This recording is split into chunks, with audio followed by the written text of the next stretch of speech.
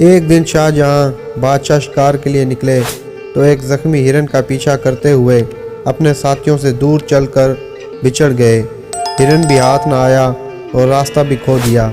دوپہر کا وقت تھا، ساتھیوں کا دور دور تک کوئی نشان نہیں تھا۔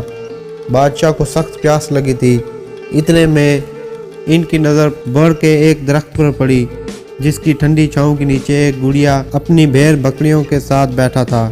بادشاہ نے جو اس وقت شکار کے کپڑوں میں تھے گڑیے سے پانی مانگا تو اس نے بتایا کہ ساتھ لایا ہوں پانی ختم ہو گیا ہے۔ اس نے فوراً ایک بکری کے دودھ سے برتن دھو کر دوسری بکری کا دودھ بادشاہ کو پینے کے لیے دیا۔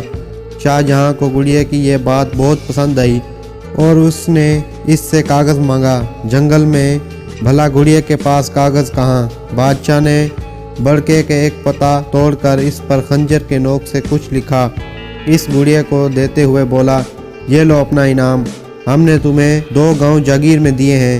جمعے کو یہ پتہ لے کر جامع مسجد دلی آ کر ہم سے مل لینا۔ گڑیا خوش ہو کر گھر لوٹ چلا۔ اپنی کمبل زمین پر ڈال کر وہ پتہ اس پر رکھ دیا اور بکریاں بند کرنے لگا۔ ایک بکری جو ادھر سے آئی تو اس نے پتہ منہ میں اٹھا لیا اور گڑیا کے پہنچنے سے پہلے چٹ کر گئی۔ اس کا اسے بڑا دکھ ہوا اور یہ کہتا ہوا جنگل میں چلا گیا کہ بکری 2 گاؤں کھا گئی۔ آخر جمعے کا دن آ پہنچا۔ گڑیا اپنے گاؤں سے نکل کر دلی کی طرف چل پڑا۔ چلتے چلتے دوپہر ہو گئی۔ بکریاں 2 گاؤں کھا گئی کی رٹ لگاتے ہوئے وہ جامع مسجد میں داخل ہوا تو اس نے دیکھا کہ تمام نمازی ہاتھ اٹھائے دعا مانگ رہے ہیں۔ اس نے بادشاہ کو بھی دعا مانگتے دیکھا تو ایک دم چیخ پڑا کہ داتا چھپڑ پھاڑ کر دے گا تو لوں گا۔ وہ یہی کہتے ہوئے واپس بھاگ نکلا۔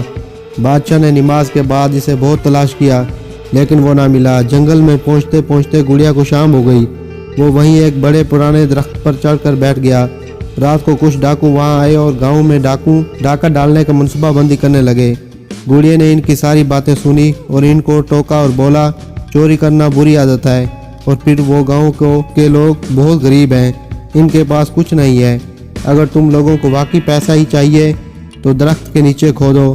میں نے اپنے بڑوں سے سنا ہے کہ یہاں ایک بہت بڑا پرانا خزانہ دفن ہے۔ یہ کہہ کر وہ گڑیا گاؤں کی طرف داتا چھپڑ پھاڑ کر دے گا تو لوں گا کی رٹ لگائے ہوئے چلا گیا۔ ڈاکو نے بڑی بحث کی، بعد میں کھدائی کی اور وہاں سے سچ مچ وہ بڑے برتن نکل آئے۔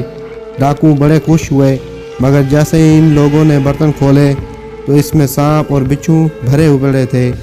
ڈاکو کو یہ دیکھ کر بڑا غصہ آیا۔ وہ برتن لے کر گاؤں کی طرف چل پڑے۔ ایک جھونپڑی سے گڑیے کی آواز آ رہی تھی۔ انہوں نے وہ دونوں برتن اس گڑیے کی آنگن میں الٹ دیے تاکہ سانپ اور بچھو اسے ڈس لیں، لیکن ان برتنوں سے اشرفیاں گرنے لگیں اور اس کی شور سے گاؤں کے لوگ جاگ گئے۔ ڈاکو نے گاؤں والوں کے جاگتے دیکھ کر وہاں سے بھاگنا غنیمت سمجھا۔ گڑیا بھی اپنے جھونپڑی سے باہر آیا اور اپنے آنگن میں اشرفیاں دیکھ کر زور سے نعرے لگائے، داتا تو سچا ہے، تو نے مجھے چھپڑ پھاڑ کر دیا۔